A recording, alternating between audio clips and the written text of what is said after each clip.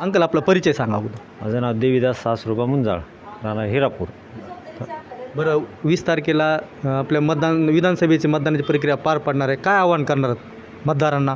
आपलं गेवराई तालुक्यामध्ये बाळासाहेबाचे बंधू विजयराजे आपल्या विधानसभेला उभं राहिलेले आहेत निवडणुकीला.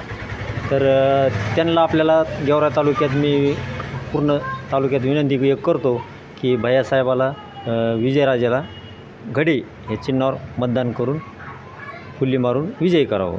तर साहेबाच्या नेतृत्वाखाली विकास झाला आहे का आपल्या हिरापूरमध्ये? भरपूर विकास झाला आहे हिरापूरमध्ये. हिरापूरमध्येच नाही पूर्ण तालुक्यामध्ये भरपूर विकास झाला आहे. साहेब पदावर नसतानाही आपल्यामध्ये काय झालेलं शिंदपणाला बॅरेल झालेले आहेत. पूर्ण शिंदपणाला इटकोर टाकळगाव अनकुटा हे बंधारे झालेले आहेत. परत नंतर एक शिरतचा बंधारा झालेला आहे. त्याच्यामुळे तालुक्यात भरपूर आपल्याला शिंदपणाकाठच्या लोकांना सुविधा मिळालेल्या आहेत पाण्याच्या.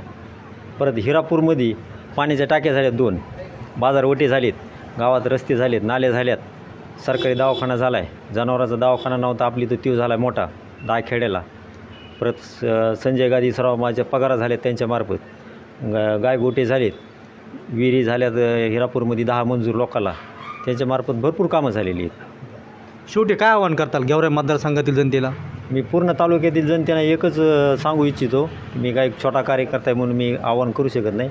मी विनंती करतो की येणाऱ्या 20 तारखेला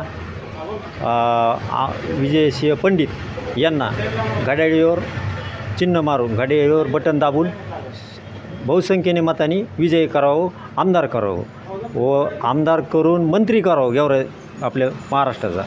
परत मंत्री केल्यानंतर आपले अजितदादा पवार यांना मुख्यमंत्री करावं. धन्यवाद अंकल.